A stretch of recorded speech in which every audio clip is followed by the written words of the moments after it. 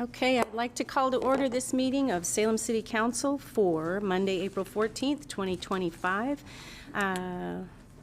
Will the recorder please call the roll? Councilor Tigan? Present. Councilor Nishioka? Present. Councilor Matthews? Here.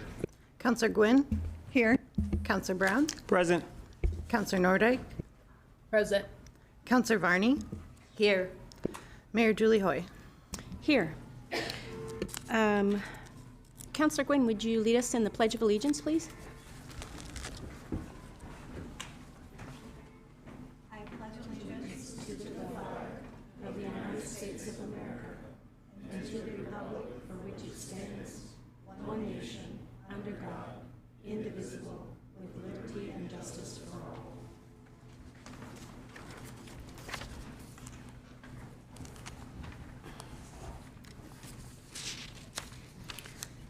Okay, Councilor Nishioka, are you with us across the world? Yes, I am.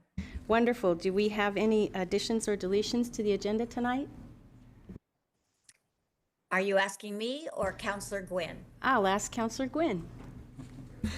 We do have an addition of 5A, a motion from Councilor Matthews. Thank you. Will the recorder, sir? We'll call that a motion. Can we get a second? Oh, we have a motion. I'll second that. Ooh, I heard Paul Tigan, is that correct? Councilor Tigan with the second. Thank you, sir. Will the recorder please call the roll? Councilor Brown? Aye. Councilor Nordyke? Aye. Councilor Varney? Aye. Councilor Tigan? Aye. Councilor Nishioka? Aye. Councilor Matthews? Aye. Councilor Gwynn? Aye. Mayor Julie Hoy? Aye. Thank you. Now we will move on to councilor and city manager comments. Does anyone have anything to share tonight? Yes, Councilor Tigan, please go ahead. Thank you, Madam Mayor. I just wanted to start by, last time when we met, we received an award from Beth Schmidt from Safe Routes to Schools, and I was lucky to spend a few minutes this afternoon with her on the very busy corner of Capitol and D Streets outside of Parish Middle School, where we watched the 600 or so students of Parish Middle School disembark at the same time into what appears to be a very dangerous intersection. Great conversation with her about ways we can improve that intersection, but I really would like to encourage all of my colleagues to think about the routes to school in your ward in terms of how kids are getting to school, whether it's being dropped off, whether it's riding the bus or walking. I believe Beth and her team are doing great work, and I think it's helpful that the city council is paying attention to how kids are moving around in our city. So I want to thank Beth for her time this afternoon and look forward to continuing to make improvements to Capitol and D Street and other parts of Ward 1's routes to school. Thank you.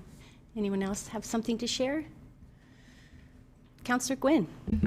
So I wanted to give a big shout out to our Public Works Department. In our neighborhood, it was back on April 3rd, there was a deer that was killed likely by coyotes in someone's front yard, and it was a mess. And I had no idea that Public Works would come out and take care of a dead wildlife on someone's driveway. But my husband and I were leaving to go and pick up my daughter, and it was almost 8 o'clock that night. So this happened 8 o'clock in the morning. We saw this deer. A neighbor called Public Works to explain this very unfortunate and gross situation. So 8 o'clock at night, we were leaving, and I saw a Public Works truck in front of the house, and I stopped and unrolled the window, and I said, "Hi, who are you?" And Mateen, I think it was his name, and he mentioned Adam Crowfoot and several people in his department. But here they were, 8 o'clock at night, removing this dead deer from my 80-year-old neighbor's yard. So I just wanted to say thank you for that. I had no idea that they would do that. So they did great. Never heard of such a thing from Public Works. That's pretty incredible. Anyone else have something to share? Councilor Matthews.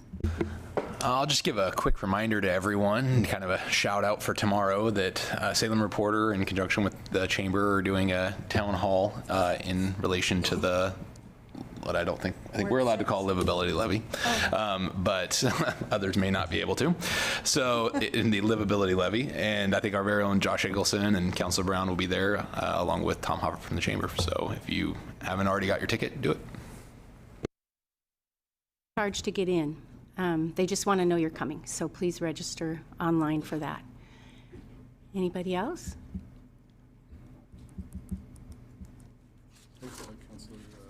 Oh, I apologize. Councilor Nordijk, from wherever you are, please go ahead. Thank you. Good evening, folks. I'm visiting family in California tonight.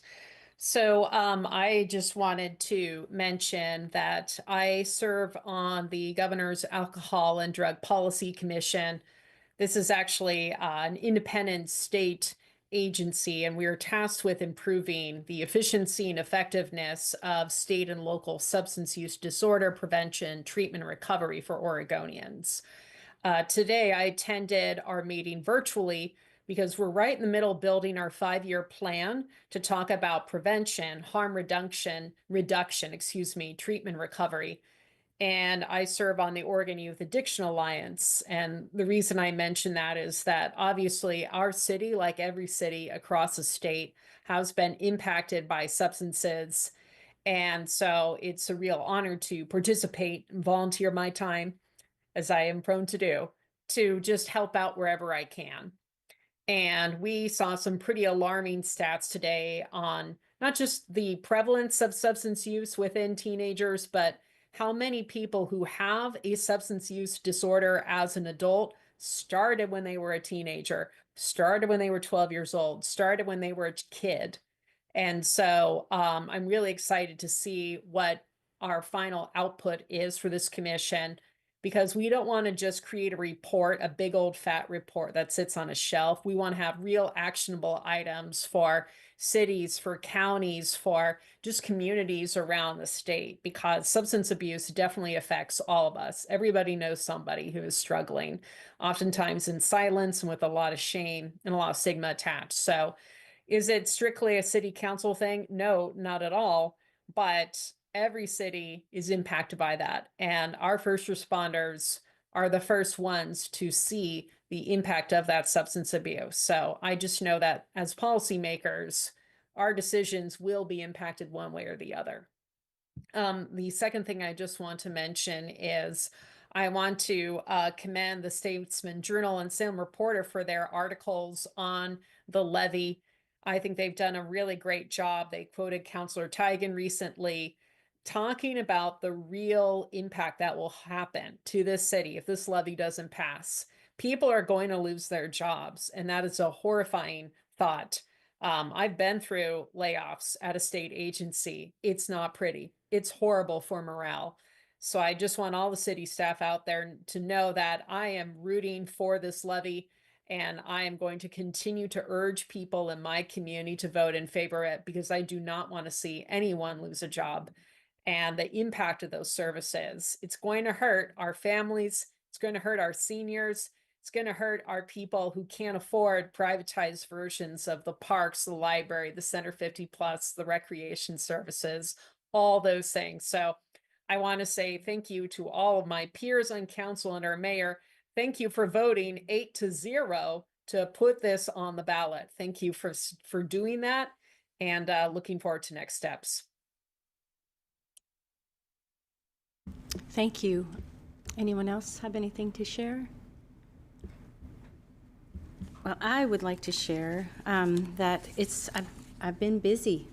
I was really pleased to attend the Qingming gathering at Pioneer Cemetery. It was fascinating to me. I plan to share more about that at some point. The Willamette Heritage Museum website has some fascinating history written about the Chinese folks that came here way early on, just as early as anybody else, and just the way that they lived and what they endured is quite something. So I was also pleased to learn of one woman in particular buried there. Her first name is Helen, and she and my Aunt Doris both served in the Women's Army Corps in World War II. They weren't in the same place, but it made me wonder what those two women, if they could sit down over a cup of tea, might have to say to each other. So fascinating. In addition, the City of Salem is facing a $13.8 million budget shortfall for the 2026 fiscal year. To help close this gap and protect the services that make Salem safe, livable place to be, the City Council has placed the livability levy on the May ballot. This levy would cost the average household $19 a month and generate $14 million a year over the next 5 years. That funding will directly support our libraries, parks, and Center 50+. Just as important, it preserves the funding we currently have for police and fire services. Side note, I went on a police ride-along on a Friday from noon to 10 p.m. and then dispatch sit-along on Saturday following from 6 p.m. to 2 a.m. Both were extremely educational, and I'd encourage anybody who has a desire to do that to get in touch with either department and go for it. There's a lot to learn and a lot to be seen in our city. Just as important, it preserves funding for what we currently have for police and fire services. If the levy passes, we can avoid even deeper cuts that will impact public safety down the line. When Oregon voters passed Measures 5 and 50 back in 1995 and 96, they capped property taxes. As much as I heard about 5 and 50 in my tenure, short tenure on City Council, I never wanted to talk about it. But Salem's cap was set lower than many other cities. Eugene, for example, collects $7.01 per thousand of assessed value and brings in $17 million more for their general fund each year because of it. They also have a payroll tax. We don't. We, as a city, are trying our best to do more with much less. If the levy fails, the consequences will be immediate. 39 employees will lose their jobs this July. Library hours will be reduced. Parks and splash pads may go without maintenance. Center 50+ will lose staff, and next year, in the following year, our police and fire departments will be facing budget cuts as well. We can't afford that. This levy is about protecting what we already have and making sure we don't lose even more. Law enforcement and fire services need our support just as much as we need theirs. So my hope is that we can get this livability levy passed in May. Thank you for listening. Anyone else have anything to share? Interim City Manager, did you have something? No? Okay. All right. We are moving on then to a proclamation.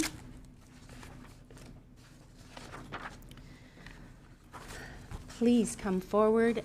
Allison, it's Sid and Peter. So sorry, guys. Come on down.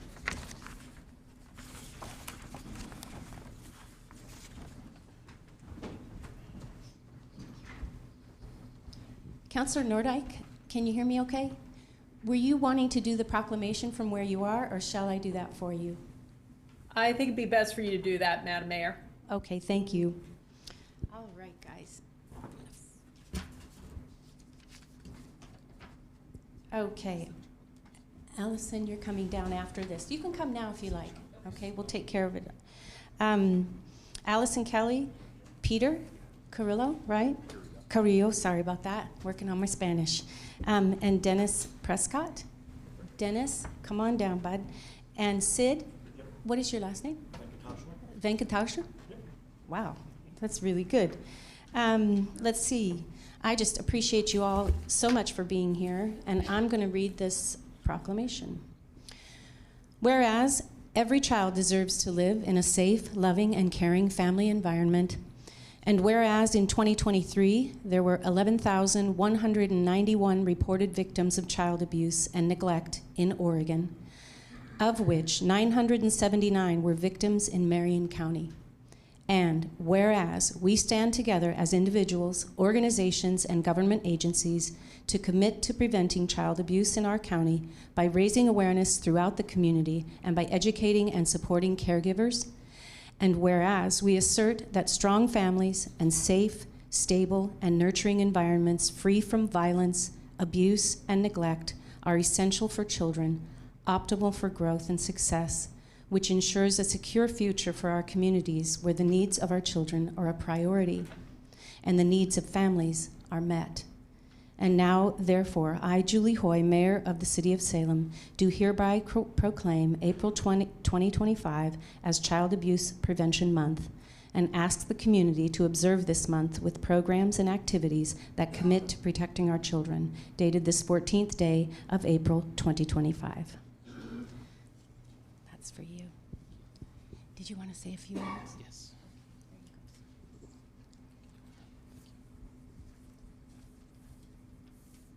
Yes, Mayor Hoy, Salem City Councilors, thank you for that proclamation, and thank you for inviting all of us here. My name is Peter Carrillo, and I am here representing Liberty House, the Children's Advocacy Center serving Marion and Polk counties.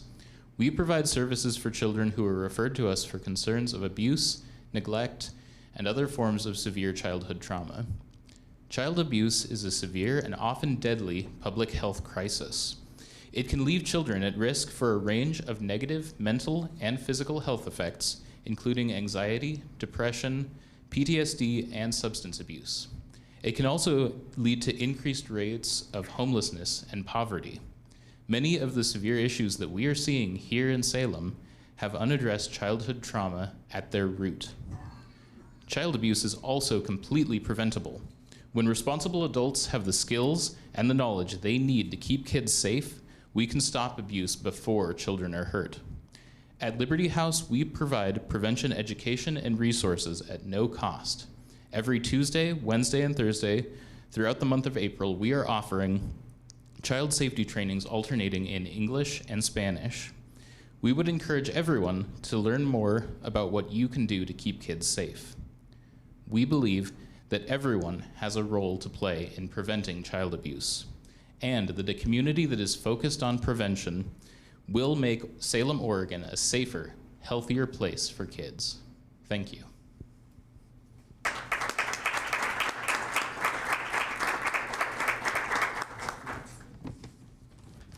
Good evening. My name is Sid Venkatachalam with Marion County Health and Human Services. We want to thank the mayor and the esteemed members of the Salem City Council for giving us the time to make a request to proclaim April as Child Abuse Prevention Month. As a representative of Youth and Family Services, we play an important role in preventing and responding to child abuse. More than half, about 60% of our enrolled individuals are impacted by DHS involvement. And we provide dedicated assessment spots for kids involved in the DHS foster care system, most of whom are impacted by abuse and neglect. And additionally, we operate 2 specialized programs, Early Assessment and Support Alliance, ESA, which supports youth who are experiencing their first episode of psychosis. And we operate the Wraparound program, which works with children who have highly complex needs. Both of these groups experience trauma and neglect at higher rates. As part of the county mental health program, we're proud to be partnering with our colleagues from other community agencies in recognition of this vital issue. Thank you.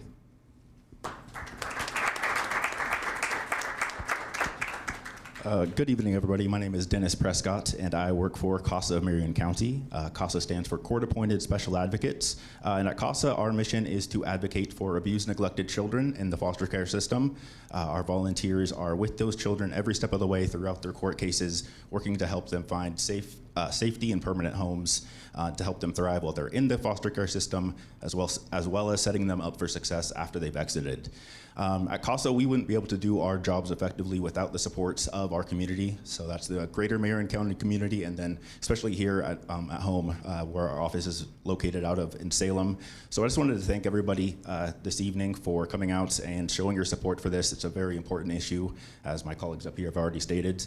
So I just wanted to thank you all for being here. I wanted to thank the City Council and Mayor Hoy for allowing this to occur tonight.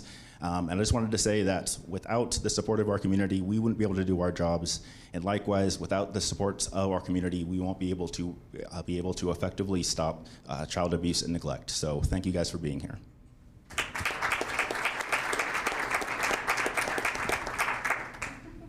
Allison, did you want to say anything? Did you want to add anything to these comments? There's nothing to be added. Yeah, They that's were great. rock Can we do a stars. photo? Yeah. Somebody there. Come on in a little closer. Yeah. Leave me alone.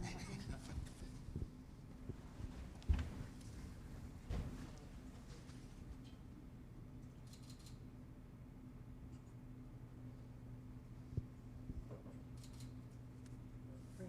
Thank you. Congratulations. Thanks a lot. Thank you so much for being here. Okay. Now, Allison, I believe you have a little something for somebody. Do you want to explain all about that? I do. Thank you, Mayor Hoy, members of the City Council. If I may, I'd like to invite Police Chief Trevor Womack and Sergeant Dawson and members of his team, if they do like to come forward. And while they're coming down, so my name is Allison Kelly, and I serve as the CEO for Liberty House, and we are the Children's Advocacy Center serving Marion and Polk counties. And we are here tonight to provide a very special public thank you to the Salem Police Department, to Chief Trevor Womack and Sergeant Vince Dawson, and all the detectives on his team, some who are here tonight. And they have made it a priority to work collaboratively with Liberty House and our professional colleagues. So quick caution, this topic is a sensitive one. So for anybody present or listening who might have been affected, might be experiencing feelings when this topic comes up, please know that help is available, and it's never too late to reach out to begin or continue the healing process. I'm in my 12th year at Liberty House, and our mission is the diagnosis, treatment, and prevention of child abuse, neglect, trafficking, trauma, witnessing domestic violence, and grief.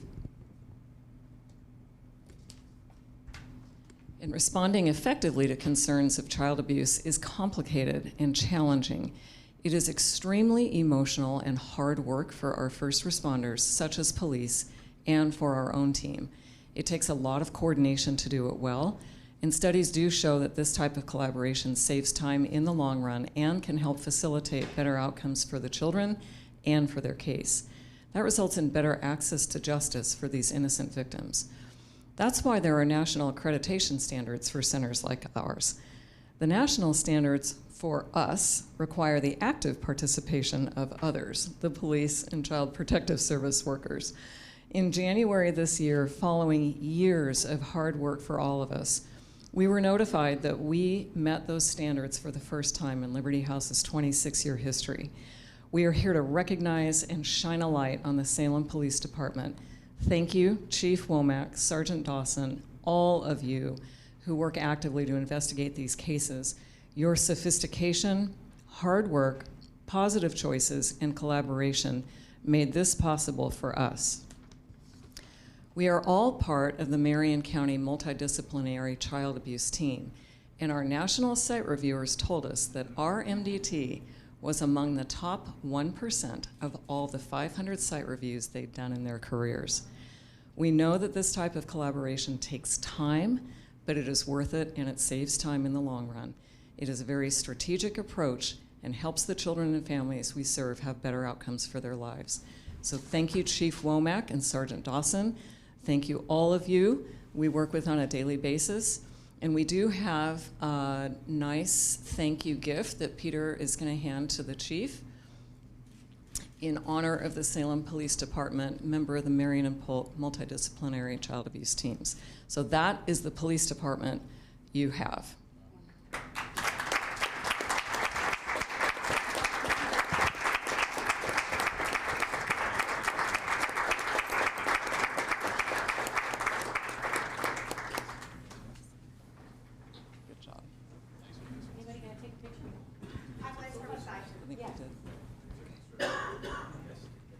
Let's get a picture. Don't go away.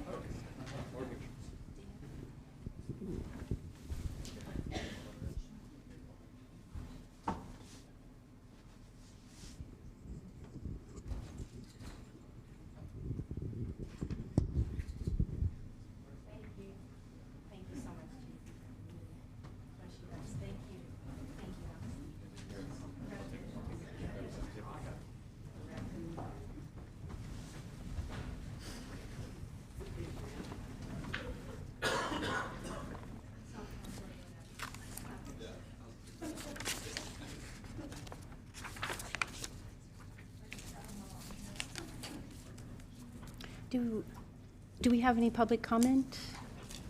So no one signed up under 2 and the 3 under 8. So we'll just keep these to the end, or Sure. you wanna bring them up? Yeah, to the end, probably.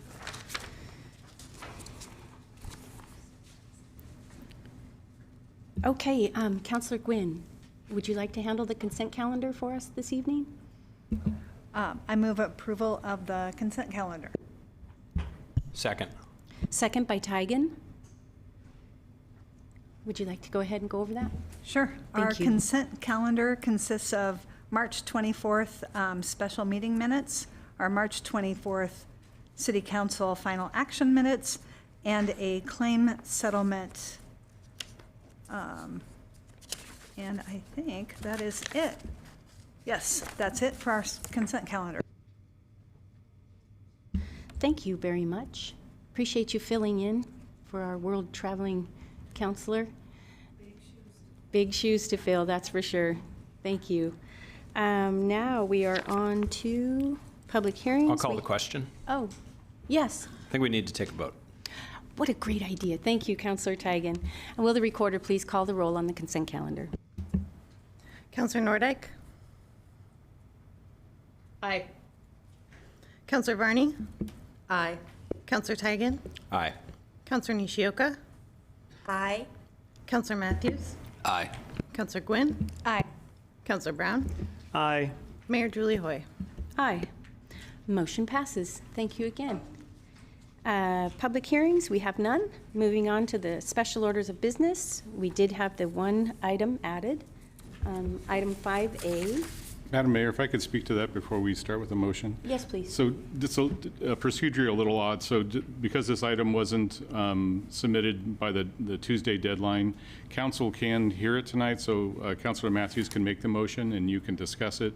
And then if we want to proceed to vote on that motion at this meeting, we will need a motion to suspend the rules, which requires a 2/3 councilors majority. Thank you. And Mr. City Attorney, do we suspend the rules first or discuss first?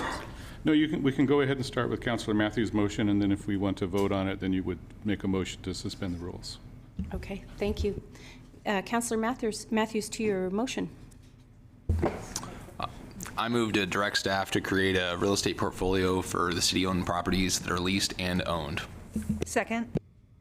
Second by Gwynn. Councilor, to your motion. So as I kind of asked for the real estate portfolio over the last few weeks, it sounds like it's not exactly housed in one central location is what I found out. And so it's sort of housed in each individual department. So Parks kind of knows what they own. Public Works kind of knows what they own. It's kind of fragmented. And so as we kind of move into this budget season, and part of our job is to kind of look at all these different pieces of financials and see if there's any possibility to be able to help out and relieve any of the pressure.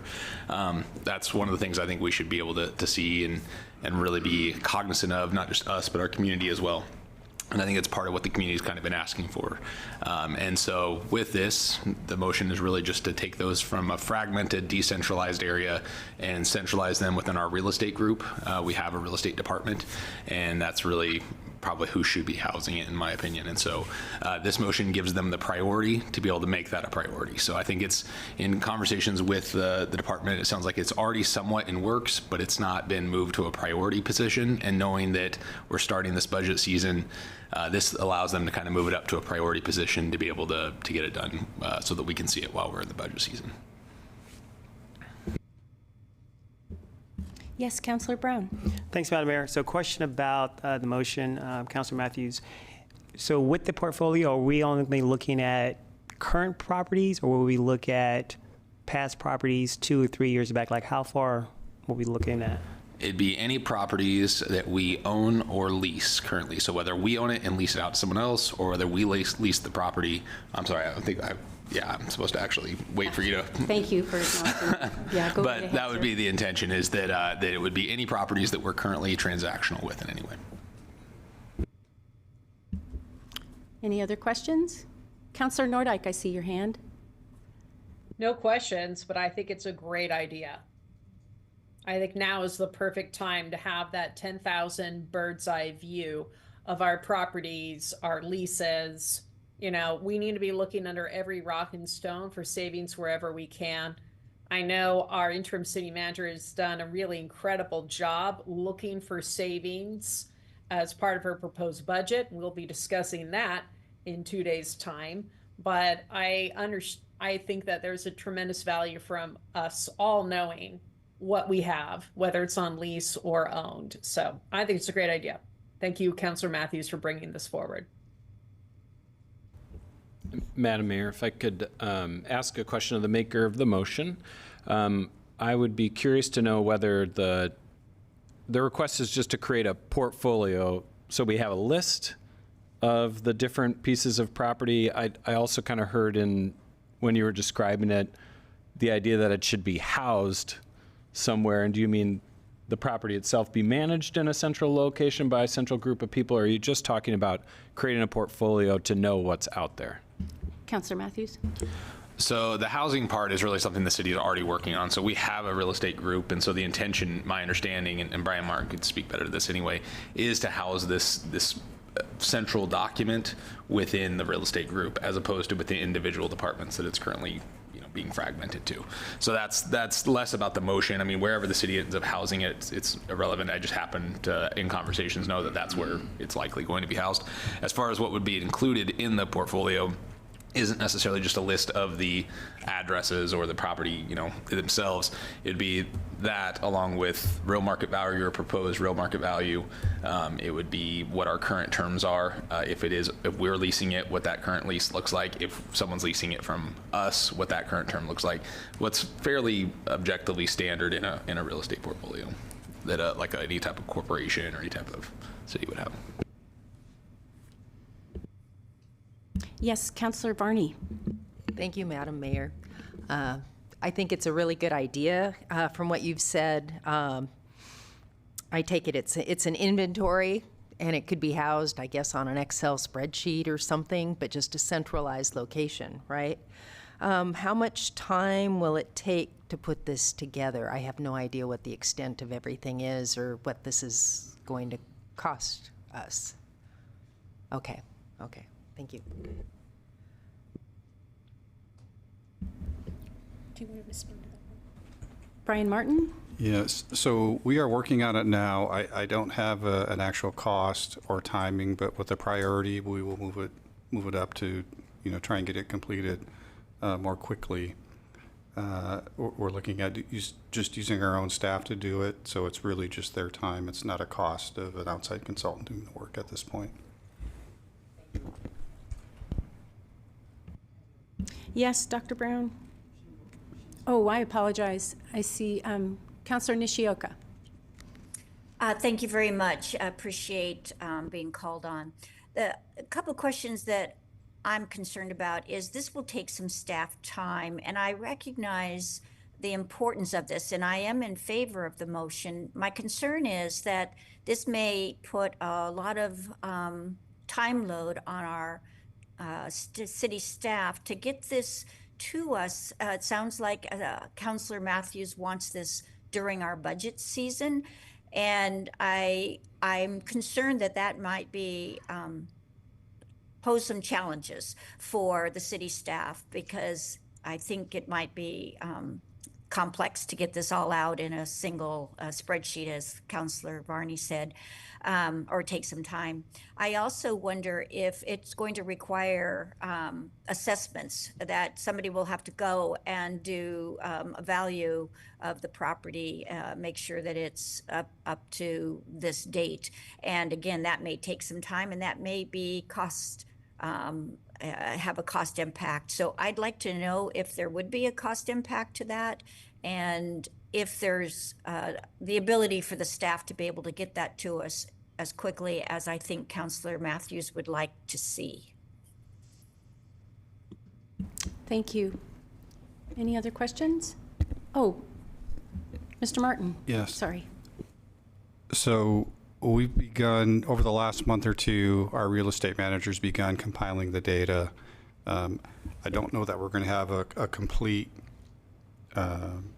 analysis of the whole city with all the fair market values and everything, within a couple months. That may take time. I'm not sure what's going to be behind getting all that data.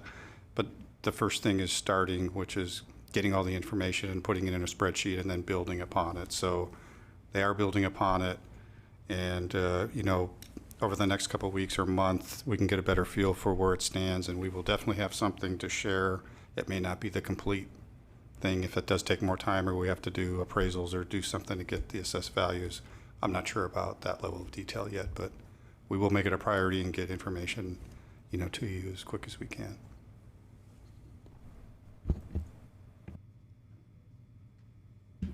Any other questions?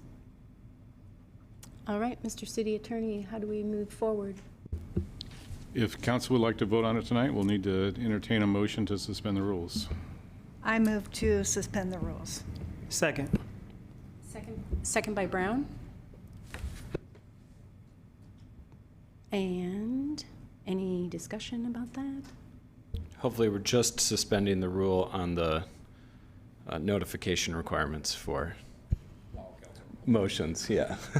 Thank you. Okay, if nothing further, will the recorder please call the roll on that motion? Councilor Nordyke. I'm in favor of suspending all rules. I know what your guys are talking about. I'm kidding. Aye. Councilor Varney. Aye. Councilor Tigan. Aye. Councilor Nishioka. Aye. Councilor Matthews. Aye. Councilor Gwynn. Aye. Councilor Brown. Aye. Mayor Julie Hoy. Aye. Motion passes. Now, do we need Councilor Matthews to repeat his motion, or shall we just vote on it? His motion's still on the floor. You're welcome to ask him to repeat it if you'd like. Yeah, if you don't mind, Councilor Matthews, thank you. I move to direct city staff to create a real estate portfolio of all owned and leased land.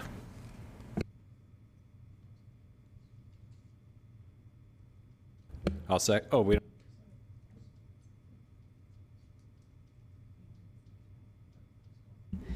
Will the recorder please call the roll? Councilor Varney. Aye. Councilor Tigan. Aye. Councilor Nishioka. Aye. Councilor Matthews. Aye.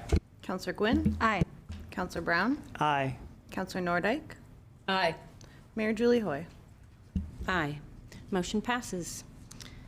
Okay, we're moving on to information reports. Give me 1 second.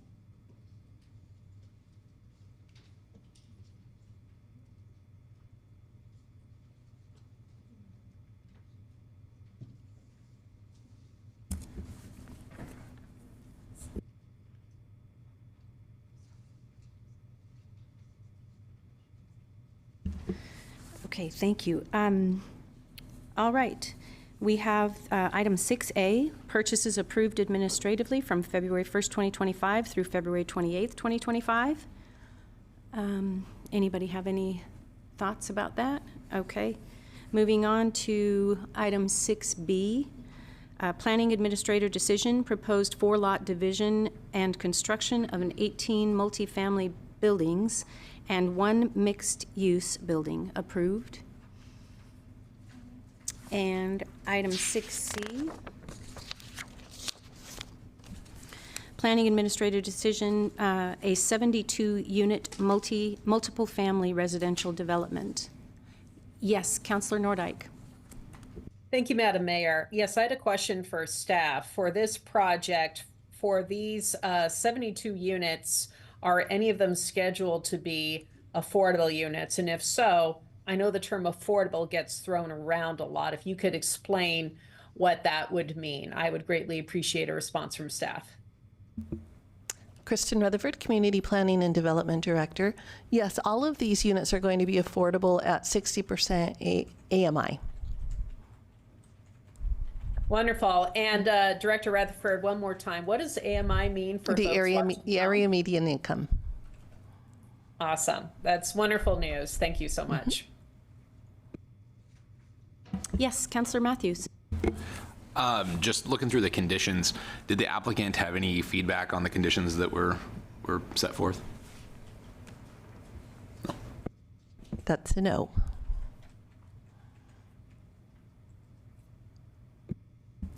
Anything else? Okay, that concludes the information reports. We have no ordinances, no first readings, no second readings, and we do have 3 folks signed up for public comment. I will call 2 names at a time. When you come forth to the podium, please announce your name and your ward or your address for the record. The light will flash yellow when you have 1 minute left, and it'll turn red when your time is up. So I'd like to call first Lynn Takata and Rachel Atchison.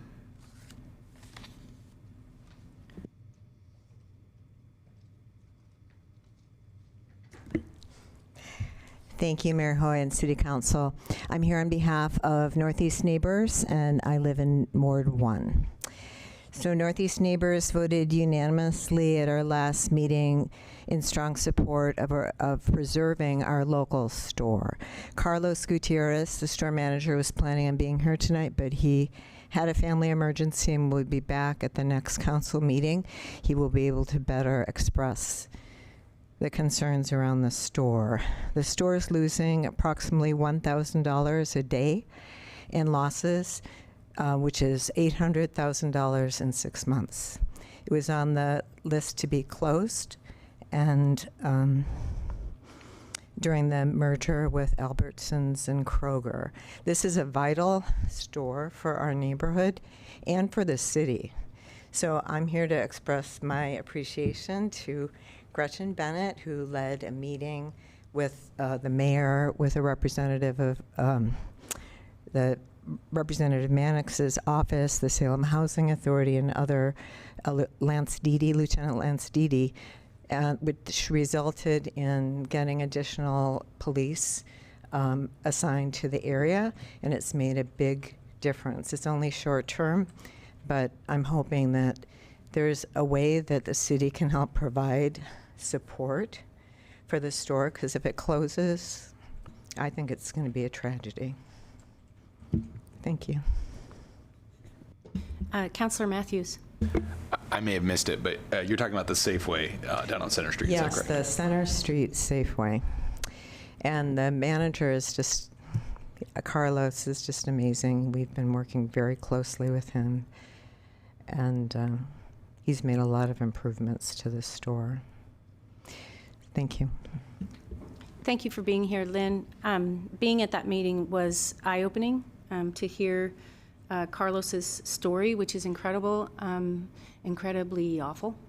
And I look forward to him appearing before council to share that. I'm grateful to Salem PD for doing what they can to be more of a presence in that area right now, so we can hopefully curb some of the activity that goes on around there and makes it very difficult for them to be successful in business and difficult for customers to feel safe shopping there. So thank you again. All right, Rachel Atchison. Good evening, Council. So my name is Rachel Atchison. I live in Ward 3. Thanks to the Salem Reporter, my suspicions about the departure of our previous city manager were largely verified, and my disgust with our mayor's actions has intensified. If I were a sitting councilor, I would have a hard time carrying on with any assumption that she will be acting in good faith going forward. And how does the rest of city staff feel with the expectation of more unreliable and capricious leadership coming from council? All this follows her censure for blatantly disregarding our city charter, and then running a mayoral campaign which denied any budget problems and called them merely priority problems. We've yet to hear any apologies. I'm just here to express my frustration with a community leader who skirts public deliberations, appears to have no respect for honest communication or transparency, and even refuses to speak to a reputable local media organization. I also want her to know that Salem citizens are paying attention, and we won't forget all this. In the worst case scenario, if the livability levy should fail and we lose access to our most precious public spaces, we will know where to place blame, and we'll look forward to a recall campaign. Thank you.